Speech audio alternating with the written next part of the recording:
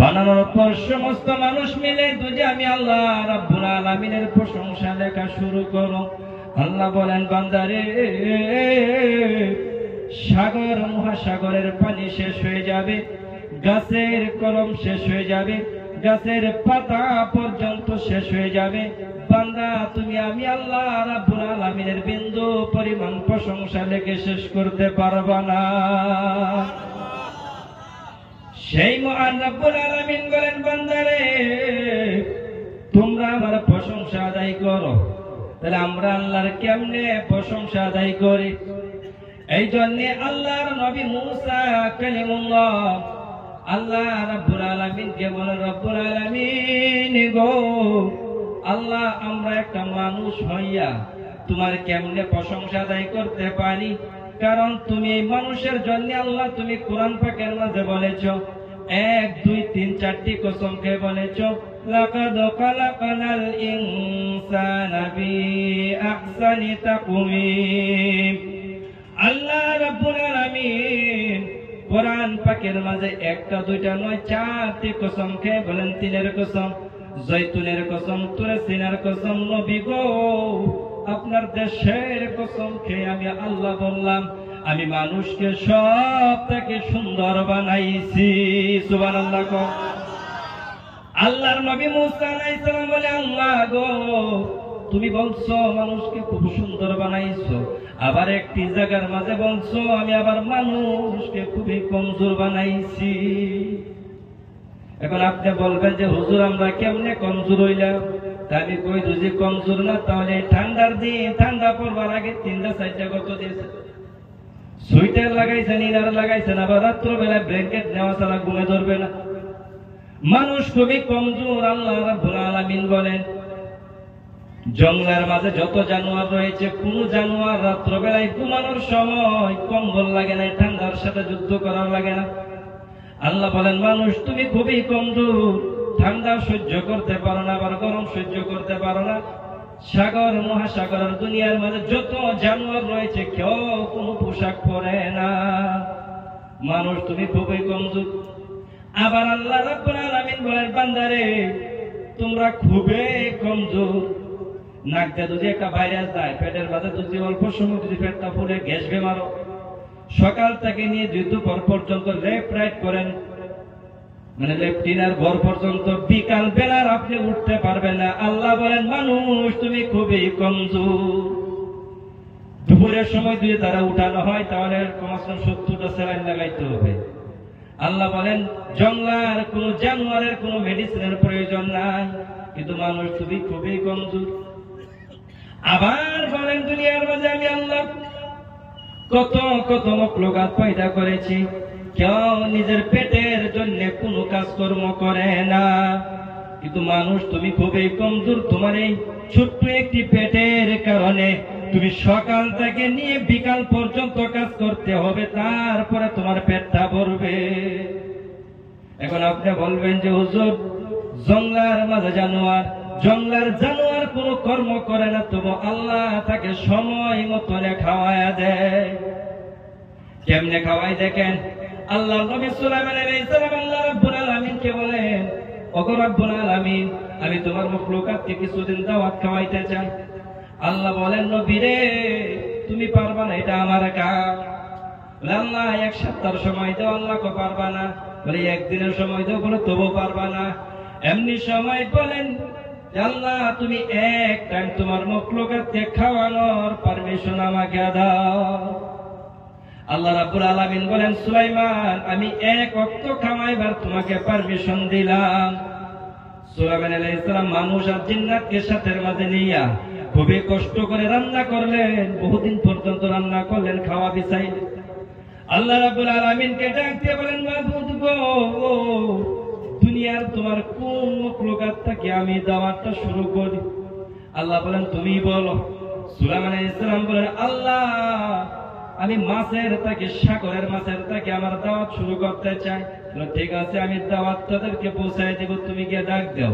সুলাইমান আলাইহিস সালাম সাগরের কিনারে মেলে দাঁড়াইয়া যখন ডাক দিলেন, সাগরের থেকে একদম বিশাল আকারে একটা মাছ বের হয়ে আসলো। মাসটি সুলাইমান আলাইহিস সালামকে বললেন আল্লাহর নবী দাওয়াত দিয়েছেন, খাইবার দেন। বলে আসো, তাহলে অল্প সময় বসো, তোমরা লাগে ব্যবস্থা করা হয়েছে, খাওয়ান দেওয়া হইব। কিছুগুলা মানুষ দেখবেন বর্তমান দাওয়াত বাড়ি যদি কেউ ব্যবহারে মজা গেল খাইবার লেগে ভাগ লইছে। আবার নতুন বাহানা, আমি এই যে ট্যাবলেট খাইছি, ট্যাবলেটের বাহানা, ট্যাবলেট পর্যন্ত কইছে ডায়াবেটিস সুগারের ব্যাপারে ট্যাবলেট খাইছি, আধা ঘন্টা মাঝে খাইলা লাগবো, নাইলে ফেস লাগবো। ট্যাবলেটের বাহানা তার আগে খাইলাম ভাই, যারা গেছেন চ্যাংরা মানুষ তারা বই রয়েছে, তার আগে কিন্তু আগে চাই দিতে। মাছটাও ডাক দিয়ে বলেন আল্লাহর নবী গো, সাগরের থেকে উঠে আসলাম, খাওয়ার দেন। বলে যাও খাওয়া শুরু করো। সুলাইমান আলাইহিস সালাম কমসে কম বহুদিন পর্যন্ত খানা বানাইলেন। খানা বানানোর পর মাছটাকে বললেন খাওয়া শুরু কর। সুলাইমান আলাইহিস সালাম অতদিন পর্যন্ত সমস্ত মখলুকাতের জন্য যা কিছু রাঁধছিলেন, মাছটা এক লুকমায় সব কিছু খায়া ফেলছে। সুবহানাল্লাহ। খায়া হায় আল্লাহর নবী মুসা আল্লাহর নবী সুলাইমানকে বলেন সুলাইমান আমাকে আরো খাইতে দে। সুলাইমান আলাইহিস সালাম মাছের উত্তর না দিয়ে সিজদার মাঝে পড়ে গিয়ে বলেন রব্বুল আলামিন গো আল্লাহ, তোমার মখলুকাতকে খাওয়ানোর কেউ হিম্মত নাই, কোনো শক্তি নাই। আল্লাহ আমি অতদিন পর্যন্ত রান্নাম সবার জন্য, আল্লাহ সাগর থেকে কি মাছ পাঠাইলা যে এক লুকমায় খায়া ফেলছে সব, আর বাকি মানুষের আমি কি খাওয়াই জীবজন্তুরে। আল্লাহর নবী সুলাইমান আলাইহিস সালাম সিজদার পরে আল্লাহর কাছে বলেন আল্লাহ তোমার মখলুককে আল্লাহ তুমি খাওয়া, আমাদের কোনো হিম্মত নাই। তারপরে মাছটা ডাক দিয়ে বলেন আল্লাহর নবী গো, এরকম 3টা লুকমা আল্লাহ আমাকে দিনের মাঝে খাওয়াই। সুবহানাল্লাহ কর। আপনি যে লুকমা দিচ্ছেন আমার মানে লুকমা লঙ্কা, এরকম আমি 3টা লঙ্কা 3টা লুকমা দিনের মাঝে খাই। আপনার দাওয়াতের মাঝে আসার কারণে আজকে আমার আরো 2টা লুকমা মাইর গেছে। আপনার কারণে আজকে আমি সারাদিন পর্যন্ত অনাহারে থাকতে হবে। আল্লাহ রাব্বুল আলামিন বলেন মানুষ তুমি খুবই কমজোর, তুমি একটা ছোট্ট একটা পেটের জন্য সারাদিন পর্যন্ত কাজকর্ম করতে হবে, তারপরে পেট ভরতে পারবা। এই জন্য আল্লাহ রাব্বুল আলামিন বলেন বান্দারে আমি যেরকম সাগরের মাছকে খাওয়াইতে পারি, সমস্ত দুনিয়ার মখলুকাতকে খাওয়াইতে পারি, এরকম ভাবে বান্দা আমি তোমাকেও খাওয়াইতে পারি। তুমি কাজকর্মের জন্য এরকম পাগল হইও না। ওরা চিন্তা করবেন যে আল্লাহ আপনারা কিভাবে খাওয়াইছে। মার গর্ভে যখন আমরা ছিলাম, মায়ের পেটের মধ্যে ছিলাম, এই সময় কি আমরা খাওয়া ছাড়া আসলাম? মার পেটও খাওয়াইছেন কি আমরা রে? আল্লাহ খাওয়াইছে না নাই? মার পেটের মাঝে আল্লাহ আমরা যদি খাওয়াইছে 3 আন্দারের ভিতর আল্লাহ রাব্বুল আলামিন বলেন বান্দা মায়ের গর্ভের ভিতর যদি আমি আল্লাহ তোমাকে লালন পালন করতে পারছি, তাহলে এই আসমানের তলে সূর্যের তলে আমি তোমাকে লালন পালন করতে পারবো। কিন্তু এখন তুমি সব সময় কথাই বলো আমি যদি ক্ষেত না করি তাহলে খাইমু কি, আমি যদি ওয়াজ না করি তাহলে খাইমু কি, আমি যদি ব্যবসা না করি তাহলে খাইমু কি। আল্লাহর তাকে একিন ছুটছে, এখন আমাদের ব্যবসার উপরে একিন গেছে।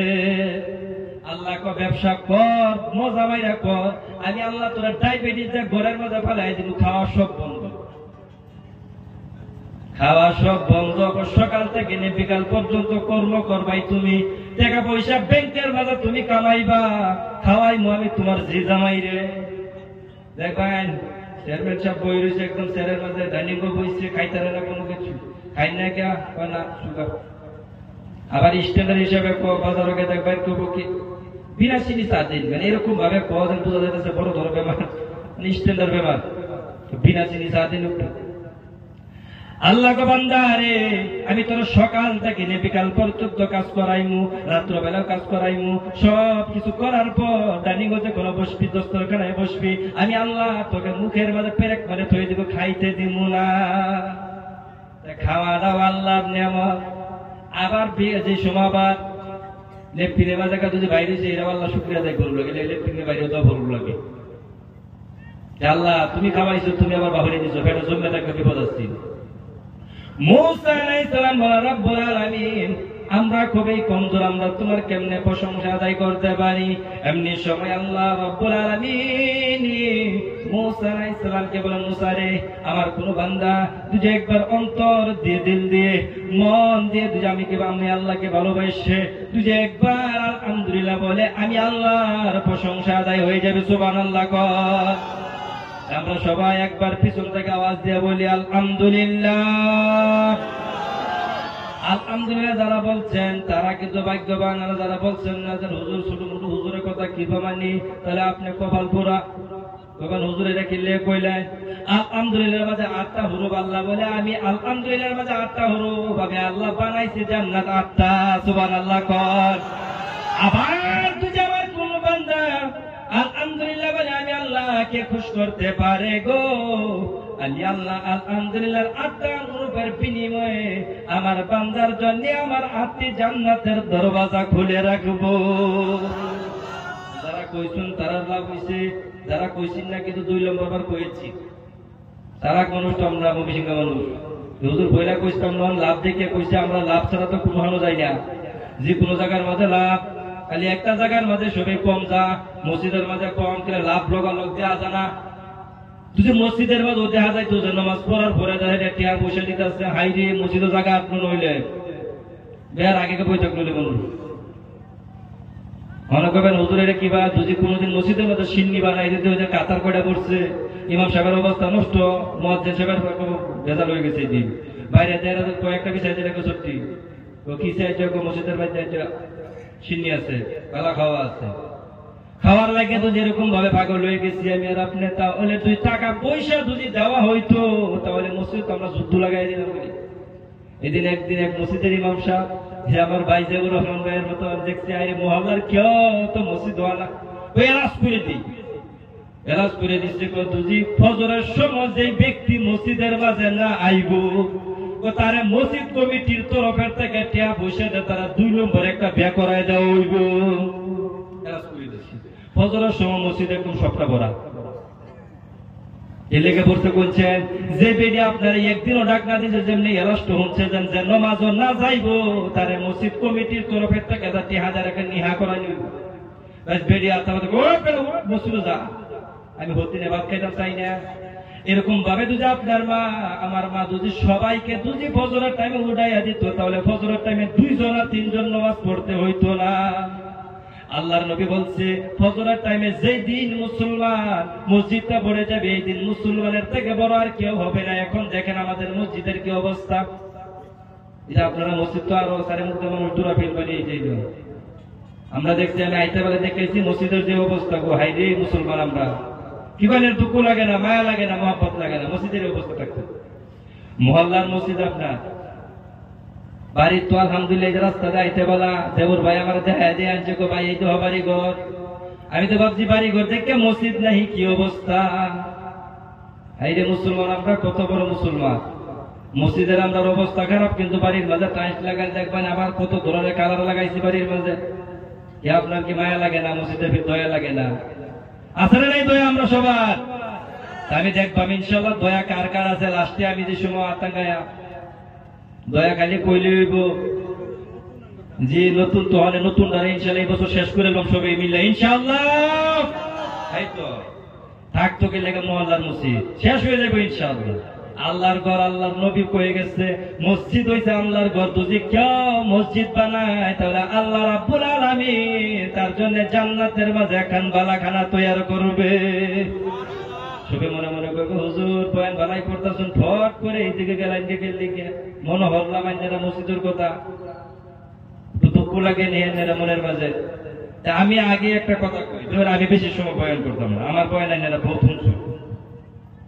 এই যে নয়া গেছে আবার এই নয় আমার 3-4টে সব আছে কেলা আমার লগে 1 ঘন্টার সময় কেরা কেরা বইবেন 8টা 2টা উড়ে আল্লাহ যায় রোজা করেছি ইনশাল্লাহ হুজুর আমরা 1 ঘন্টা নিয়ে লগে বইবেন ইনশাল্লাহ। 1 ঘন্টা থেকে বাইরে যাবা যে চলবো কেউ যাইতাম না তো ইনশাল্লাহ। ওয়াদা করলে কাম লগে ওয়াদা হইছে এটা কোনছেন আল্লাহর লগে ওয়াদা খিলাফি কে করবো কোনছেন? মুনাফিক কেরা করে? মুনাফিক। আমরা মুনাফিক না গো, আমরা মুনাফিক আছি কেউ না যে না কেউ নাই। যদি মুনাফিক নাই সবই যদি আমি শুধু মানুষের লগে যদি আখিরি মুনাজাত করে যাবেন আপনার ইচ্ছা আছে মনাবাদের নিয়ত আছে। ভাড়া বালতির মতন নাই, একটা ভাড়া বালতি আছে না বুঝুন পানি ভরছুন আর তোরে লয়ে গেছুন পানি ব্যাগটা ভরে গেছে বয়ান শুনছুন সবকিছু শুনছুন 10 বাইক গেছুন ভাড়া বালতি কিছু লয়ে গেলেন না বাড়ি। দয়া করে আমরা সবে যার যার সামনে খালি জায়গা আছে আমরা সবে বই ফিরি ওয়াদা করছুন কিন্তু সবে যে হুজুর আমরা যাইতাম না তোরা সবে কোক আগবেন আমার লোক আগবেন সবে আগবেন খালি জায়গা বুঝতে পারেন আগবেন আমি কিন্তু হাদিস করে মোহননি হাদিস করে মোহনি জানেন কেউ আগে কই লইছি আমি সুবহানাল্লাহ ওয়ালহামদুলিল্লাহ ওয়া লা ইলাহা ইল্লাল্লাহ যাই হোক যারা কইছে না বহুজন কত বহুদূর কষ্ট লাগতেছে কষ্ট লাগার কথাই যদি ভাষা যারা কয়েকজন আয়ে তাহলে ইসলামের আগাইবেন ইনশাআল্লাহ জি ইনশাআল্লাহ আমি কইছিলাম মুসা আলাইহিস সালাম যখন আল্লাহ রাব্বুল আলামিনকে বললেন আল্লাহ রাব্বুল আলামিন বলেন আমার বান্দা তুই একবার আলহামদুলিল্লাহ বলে তাহলে আমি আল্লাহ রাব্বুল আলামিনের প্রশংসা আদায় হয়ে যাবে আবার আলহামদুলিল্লাহ বললে আপনার লাভ কি হবে আল্লাহর নবী বলেন যদি কেউ কোরআন থেকে একখান হরফ পড়ে তাহলে 10টি নেকি হবে সুবহানাল্লাহ কর কোরআন থেকে একখান হরফ যদি আপনি পড়ছেন যেরকম আলিফ লাম মিম 3টি হরফ এখন আমি বলবো যে আলিফের মধ্যে 3টি হরফ মানে আলিফ লিখতে গেলে 3টি হরফ লাগে আলিফ লাম ফা 3টি হরফ দিয়ে আলিফ লিখতে হয় তাহলে বোঝা গেল একটি আলিফ পড়ার কারণে আল্লাহ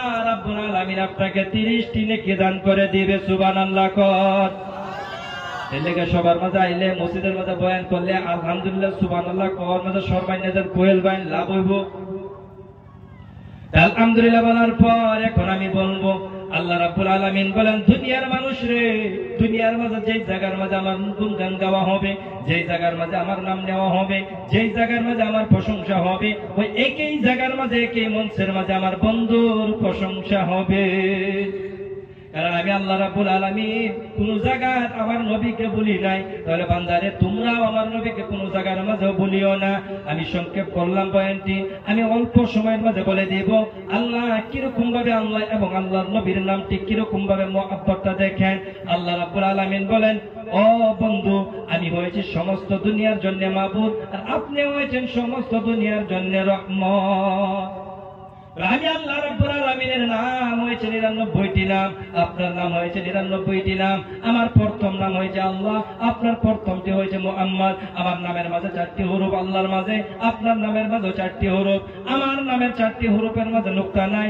আপনার নামের 4টি হরফের মাঝে কোনো নুকতা নাই এই পর্যন্ত নয় আমরা কলিমার মাঝে তাকায় দেখি কলিমার প্রথম হয়েছে লা ইলাহা ইল্লাল্লাহ তারপরে দ্বিতীয় অংশ হয়েছে মুহাম্মাদুর রাসূলুল্লাহ লা ইলাহা ইল্লাল্লাহ পর্যন্ত হয়েছে তাওহীদ মুহাম্মাদুর রাসূলুল্লাহ পর্যন্ত হয়েছে রিসালাত আপনি দুজি মুসলমান আপনি দুজি মুমিন তাহলে আপনার লা ইলাহা ইল্লাল্লাহ মুহাম্মাদুর রাসূলুল্লাহ পুরোপুরি পড়তে হবে কারণ না হলে আপনি তাওহীদের সাক্ষী দিলেন কিন্তু রিসালাতের দিলেন না তাহলে আপনি মুসলমান হইতে পারবেন না এখন মুসলমান হওয়ার প্রথম শর্ত হয়েছে লা ইলাহা ইল্লাল্লাহ মুহাম্মাদুর রাসূলুল্লাহ মুকাম্মাল পড়তে হবে আল্লাহর উপর ঈমান আনতে হবে নবীর উপর ঈমান আনতে হবে আল্লাহ বলেন কলিমার প্রথম হয়েছে আল্লাহর নাম দ্বিতীয়তে হয়েছে আমার বন্ধুর নাম কলিমার প্রথম লা ইলাহা ইল্লাল্লাহ পর্যন্ত 12টি হরফ আর মুহাম্মাদুর রাসূলুল্লাহ পর্যন্ত 12টি হরফ 12 12 24 দিনের মাঝে 12 ঘন্টা রাতের মাঝে 12 ঘন্টা 12 12 24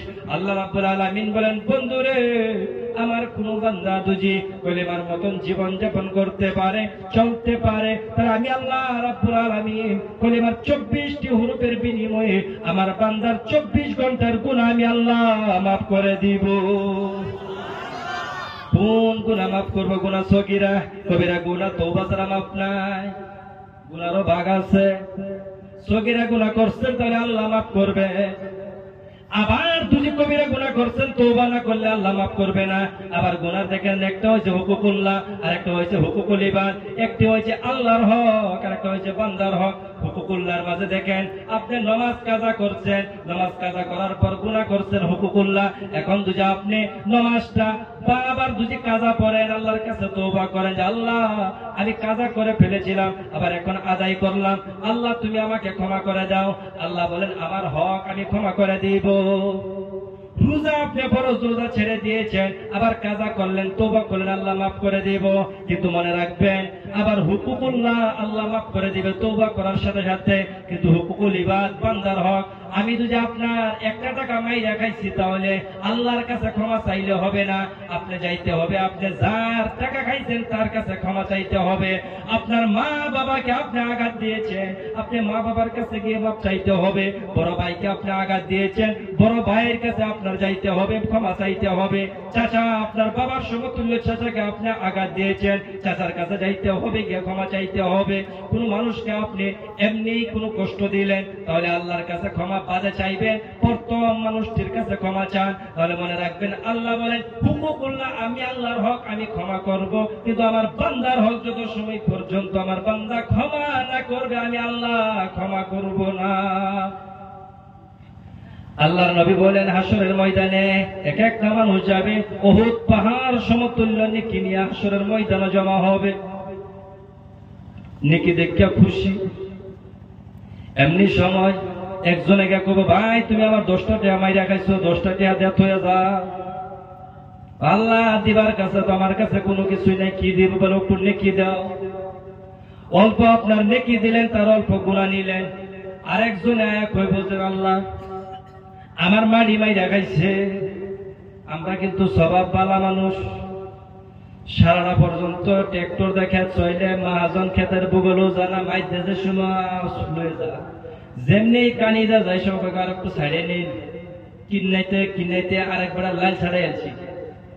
বুড়ো ক্ষেতের লাইল আগে আমি ছোটবেলা দেখছি তো বড় বড় থাকতো, বাইক লুই জন গেছে, মানে বুড়ো ক্ষেতের লাইল সবাইতে নাইতে যেতে তোর মানুষ যাবে দূরের কথা।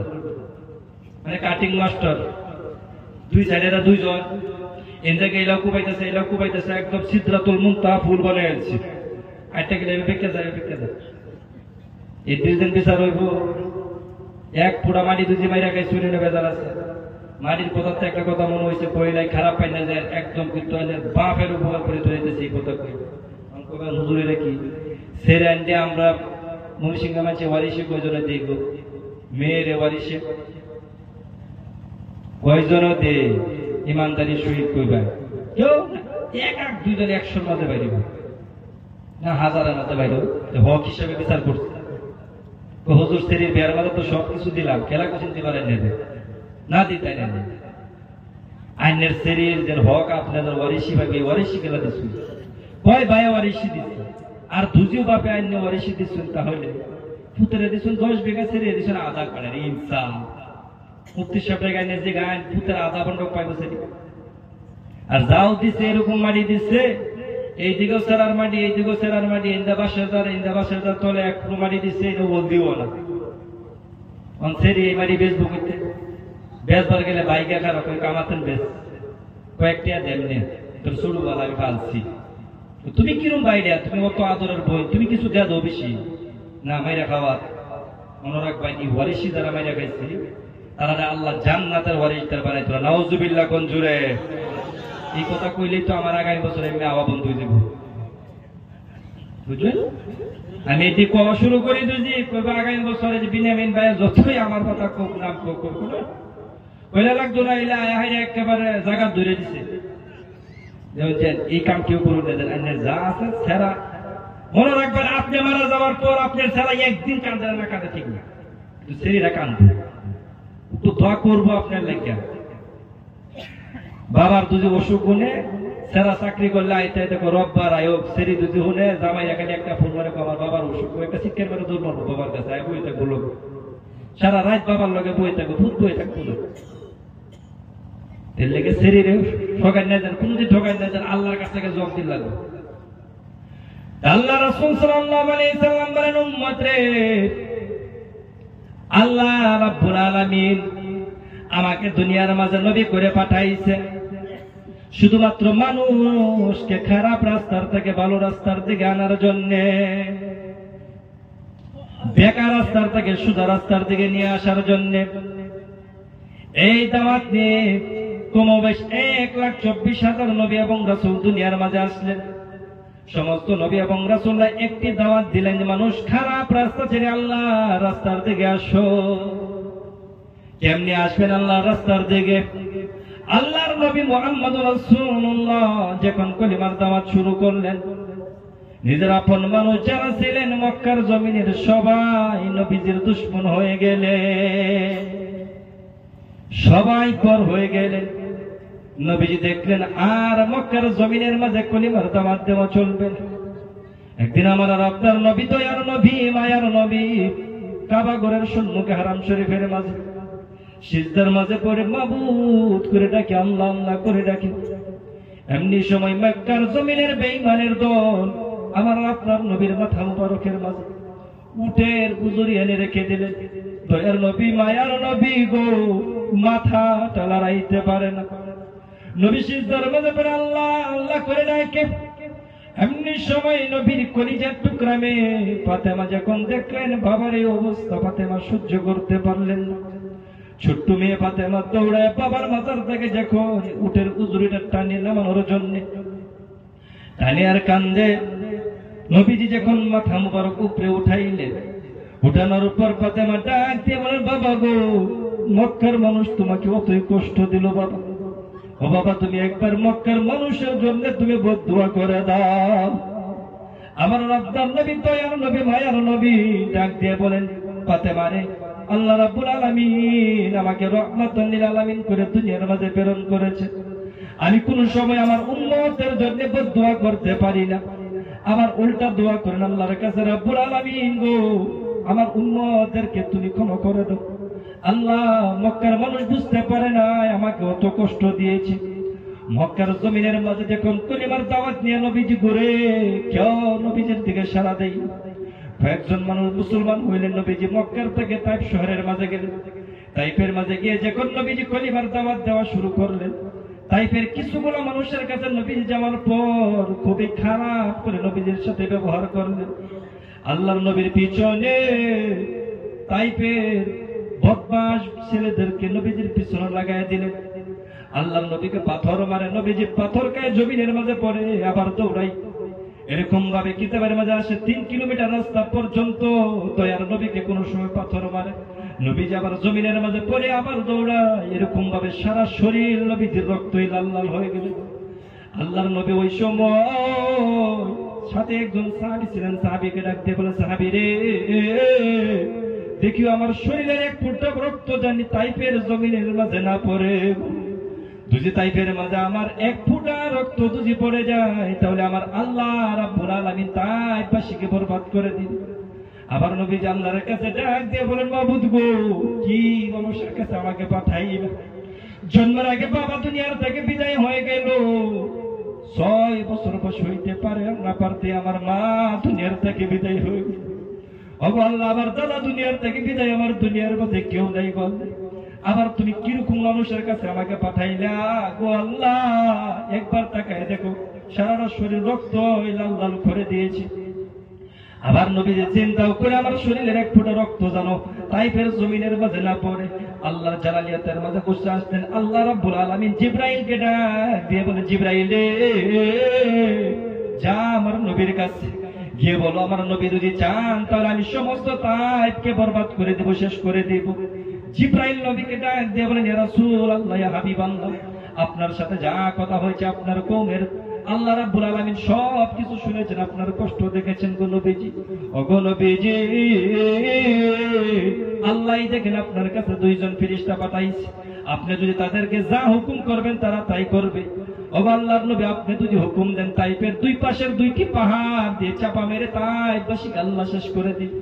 দয়ার নবী, মায়ার নবী জিবরাইলকে ডাক দিয়ে বলেন, জিবরাইল রে, আমার যে অবস্থা আল্লাহ রাব্বুল আলামিনকে দেখেছি, হ্যাঁ দেখেছি, তাহলে আমি খুশি হই না, কিন্তু আমি আল্লাহর কাছে দোয়া করি, আল্লাহ গো, তাইফের মানুষকে তুমি বরবাদ করে না, তারা আমাকে চিনতে পারে নাই। আরে বাপজান ভাইজানেরা গো, আমরা কোন নবীর উম্মত, মার খাইয়া উন্নতি করে কান্দে আর আল্লাহর কাছে দোয়া করে, আল্লাহ তাইফের মানুষকে তুমি ক্ষমা করে দাও, আল্লাহ তাইফের মানুষকে তুমি ক্ষমা করে দাও। নবী দেখলেন কোনো উপায় নাই, কোনো কিছুই করাই নাই, মক্কার মানুষ কলিমা পড়ে না, উল্টা নবীকে মারে। আল্লাহর নবী একদিন তোর মাঝে হাত উঠাই আল্লাহর কাছে দোয়া করেন, রব্বুল আলামিন গো, আল্লাহ মক্কার জমিনের 2 জন বাহাদুর, একজন হয়েছে আবু জেহেল আর একজন হয়েছে উমর বিন খাত্তাব রাদিয়াল্লাহু তাআলা আনহু। আল্লাহ তুমি যাকে পছন্দ করো তার উসিলায় তাকে তুমি মুসলমান বানাই ইসলামটা শক্তিশালী করে দাও। আল্লাহর কাছে যখন দোয়া করলেন, আবার ওইদিকে মক্কার মানুষ আমার আপনার নবীকে দুনিয়ার থেকে নাউজুবিল্লাহ বিদায় করে দেওয়ার জন্য, নবীকে দুনিয়ার থেকে কতল করে দেওয়ার জন্য, বিদায় করে দেওয়ার জন্য মক্কার মানুষ একখান মিটিং করলেন। মশওয়ারা করার পর সবাই রায় দিলেন, তো উমর তোমার ছাড়া এই কাজ কেউ করতে পারবে না। ওমর বিন খাত্তাব রাদিয়াল্লাহু তাআলা আনহুর নামটা যখন আসলেন, উমর ওই সময় রাগান্বিত অবস্থার মাঝে বললেন, আমি নাউজুবিল্লাহ মুহাম্মদকে কতল করে ফেলবো। পরের দিন আবার ওমর বিন খাত্তাব রাদিয়াল্লাহু তাআলা আনহু লেন্টা তলোয়ারটা হাতের মাঝে নিয়ে আমার আপনার নবীকে কতল করার জন্য রওনা হয়ে গেলেন। রাস্তার মাঝে একজন সাহাবী পাইলেন, ডাক দিয়ে বলেন, উমর রে, খুবই রাগী অবস্থার মাঝে কোথায় যাও? এমনি সময় উমর ডাক দিয়ে বলেন, আমি আজকে নাউজুবিল্লাহ মুহাম্মদকে দুনিয়ার থেকে বিদায় করে দেব। ওইজন সাহাবী কেমনে সহ্য করতে পারে গো যে আমার নবীকে শেষ করার জন্য যাইতেছে? ওই সাহাবী ডাক দিয়ে বলেন, উমর তুমি কেমনে মনে করলে তুমি নবীকে শেষ করে দিবার, তোমাকে নবীর সাহাবীরা তোমাকে ছেড়ে দিবে? ওই সময় উমর ডাক দিয়ে বলেন, মনে হয় তুমিও মনে বেদিন হয়ে গেছো, আগে তোমাকে শেষ করবো তারপরে নাউজুবিল্লাহ মুহাম্মদকে শেষ করে দেব দুনিয়ার থেকে। ওই সাহাবী ডাক দিয়ে বলেন, উমর রে, আমাকে শেষ করার আগে একখান কথা বলি, প্রথম গিয়ে তোমার বাড়ির খবর নাও, তোমার বোন এবং বোন জামাই মুসলমান হয়ে গেছে। ওমর বিন খাত্তাব রাদিয়াল্লাহু তাআলা আনহু দৌড় মারলেন নিজের বোনের ঘরের দিকে। কেউ ওই সময় ওই ঘরের মাঝে উমর তার নূর বোন এবং বোন জামাই কোরআন শিক্ষা করতেছে, একজন সাহাবী কোরআন শিক্ষা দেয়। ওমরের আওয়াজ পাইয়া ওই সাহাবী ঘরের একটি কোণার মাঝে লুকায় গেলেন। ওমর ডাক দিয়ে বলেন, বোন দরওয়াজা খুল। দরওয়াজা যখন খুললেন, ওমর বিন খাত্তাব রাদিয়াল্লাহু তাআলা আনহু ঘরের মাঝে যখন হামাইয়া বোনকে ডাক দিয়ে বলেন, তুমি বুঝি মুসলমান হয়ে গেছো, বেদিন হয়ে গেছো? বোন বলে, হ্যাঁ আমি মুসলমান হয়ে গেছি, তোমার যা কিছু করার আছে করতে পারো। এমনি সময় বোনকে এমন জুড়ে মারতে লাগলে, সাথে সাথে বোন জামাইকে মারতে মারতে জমিনের মাঝে ফেলাই দিলেন। উমরের বোনের মুখের মাঝে এমন একটা চর মারলেন, মুখের থেকে কল কল করে রক্ত বের হইতেছে। এমনি সময় বোন ডাক দিয়ে বলে, বাইরে একখান কথা মনে রাখো, তুমি যদি খাত্তাবের পোলা তাহলে আমি খাত্তাবের মেয়ে। তুমি মারতে মারতে তুমি মারতে মারতে অসহ্য হইতে পারো, কিন্তু আমি মার খাইতে খাইতে কোনো সময় অসহ্য হইব না। সুবহানাল্লাহ। ওই সময় উমরের বোনকে মারতে মারতে মুখের থেকে রক্ত বের করে দিলেন। উমর যখন বহু সময় মারার পর বোনের শরীরের মাঝে দেখুন রক্ত দেখে মনটা অল্প নরম হয়ে গেল। ডাক দিয়ে বলেন, বোন রে, কি পড়েছিল তোমরা, আমাকে অল্প দেখাও। এমনি সময় বোন ডাক দিয়ে বলে, তুই মিনাপাক, তোমার হাতের মাঝে আমার কোরআন দেওয়া যাবে না। বলে, কি হইলে পাক হওয়া যাবে? এমনি সময় বোন ডাক দিয়ে বলেন, ভাই রে, তুই তুই প্রথম গোসল করো, গোসল করার পর তুই ওযু করো, তাহলে আমি তোমার হাতের মাঝে কোরআনটা দিতে পারবো। ওমর গিয়ে গোসল করলেন, ওযু করলেন, হাতের মাঝে কোরআনটা নিলেন। কোরআন নিয়ে যখন পড়াতে লাগলেন, ওমরের চোখের থেকে ঝর ঝর করে পানি বের হইতে শুরু হয়ে গেল। ওইদিকে খাব্বাব রাদিয়াল্লাহু তাআলা ঘরের কোণার মাঝে লুকাইছিলেন, একখান চিৎকার মেরে ঘরের সম্মুখে ওমরের সম্মুখে আসে ডাক দিয়ে বলেন, উমর রে, কালকে আসর টাইম দেখেছি আমার নবী কেঁদে কেঁদে আল্লাহর কাছে দোয়া করেছে, আল্লাহ তুমি উমর বিন খাত্তাব না হলে আবু জাহেল, তুমি যাকে পছন্দ করো তার গোসলাই ইসলামকে শক্তিশালী করে দাও। মনে হয় নবীর দোয়া তোমার জন্য কবুল হয়েছে। এই কথা বলার পর উমর ওই সাহাবীকে ডাক দিয়ে বলেন, সাহাবী রে, আমাকে তুমি নবীজির কাছে নিয়ে যাও। নবীজির কাছে যখন যাইতে লাগলেন গো, ওই সময় সমস্ত মক্কার মানুষরা মনে মনে ভাবলেন যে আজকে মনে করি মুহাম্মদ দুনিয়ার থেকে বিদায় হয়ে যাবে। ওই সাহাবী মনে মনে জানতেছে যে আমার নবী কালকে দোয়া করেছিল। ওমর বিন খাত্তাব রাদিয়াল্লাহু তাআলা আনহু ল্যাংটা তলোয়ারটা খামের মাঝে বড়াইলেন। নবীজির কাছে যাওয়ার সময় সাহাবীরা যখন দেখলেন উমর একা একা আসে, উমরকে দেখে সাহাবীরা নবীজির কাছে গিয়ে বললেন, ইয়া রাসূলুল্লাহ, ইয়া হাবিবাল্লাহ, আল্লাহর নবী উমর আসতেছে, একা একা আসতেছে, আল্লাহর কসম আজকে উমরকে যাইতে দিব না, উমরকে কতল করে ফেলবো। আমার নবী জানতেছে উমর আসতেছে না, আল্লাহ উমরের গাত্তার মাঝে ধরে আল্লাহর নবীর কাছে পাঠাইতাছে। সুবহানাল্লাহ। উমর আইতাছে না আল্লাহ পাঠাইতাছে? কইনা কি লাগে, উমর আইতাছে না আল্লাহ পাঠাইতাছে? আল্লাহ পাঠাইতেছে। আমার নবীর দোয়া কবুল করছে আল্লাহ, আল্লাহ নবীর দোয়া কবুল করে যে আমি উমরকে তোমার কাছে পাঠাইতেছি। উমর যাওয়ার পর নবীজি উমরের কান্দের মাঝে এরকম ভাবে একটা থাবা মারলেন, থাবা মারে বললেন, উমর আর কি এখন পর্যন্ত কি তোমার সময় হয় নাই? উমর বলেন, ইয়া রাসূলুল্লাহ, ইয়া হাবিবাল্লাহ, আমি অতদিন পর্যন্ত যেই নিয়তে আসছিলাম আজকে ওই নিয়তে আসি নাই নবী গো, আমাকে কলিমা পড়াই আপনি মুসলমান বানায়া দেন। সুবহানাল্লাহ। আল্লাহর নবী যখন কলিমা পড়ে মুসলমান বানায় দিলেন, সাহাবীরা সবাই নারে তাকবীর আল্লাহু আকবার বললেন। ওমর এই দিকে দুনিয়ার মাঝে কলিমা পড়লেন, জমিনের মাঝে আসমানের জিবরাইল পর্যন্ত নারে তাকবীর আল্লাহু আকবার বললেন। সমস্ত দুনিয়ার মাঝে যখন আল্লাহু আকবার নারা লাগা শুরু হয়ে গেল, মক্কার মানুষেরা যখন আওয়াজ শুনে মনে করলো নবী দুনিয়ার থেকে বিদায় হয়ে গেছে, তারা খুশি হয়ে গেছে। ওইদিকে উমর নবীকে জিজ্ঞাসা করে দিল, নবী আল্লাহর দিন সত্য, আল্লাহর কোরআন সত্য, আপনি সত্য, যদি সব কিছু সত্য হয় তাহলে আল্লাহর ঘরের মাঝে আল্লাহর ইবাদত করব, কে আমাকে বাধা দেয় যে আমি দেখব? আসেন নবীজি, আজকের থেকে আর লুকায়া লুকায়া ইবাদত করব না, আজকের থেকে আর ইসলামটা লুকায়ার দাওয়াত দিব না, আজকের থেকে খুল্লাম খুল্লা হিসাবে ইসলামের দাওয়াত দিব। এই কথা বলে উমর রাদিয়াল্লাহু নবীকে ডাক দিয়ে বলেন, ইয়া রাসূলুল্লাহ, ইয়া হাবিবাল্লাহ, আল্লাহর নবী বিয়াদবি ক্ষমা করবেন যে নবীজি আমি আগে আগে যাই, আপনি আমার পিছনে আসেন, কারণ যদি আপনি আগে যান কোন বেঈমানে আপনার শরীরের মাঝে আঘাত করবে আমি জানি না। ও নবীজি আমি আগে যাই, যদি কেউ আঘাত করে তাহলে প্রথম আমার সিনার মাঝে আঘাত করবে, তারপরে আপনার উপরে আঘাত করবে। ওরে বাপজান ভাই জানারা গো, মাত্র 10 মিনিট সময় হয়েছে মুসলমান হয়েছে, এমনি সময়ের মাঝে নবীজির অতটুক মোহাব্বত উনার ভিতরের মাঝে।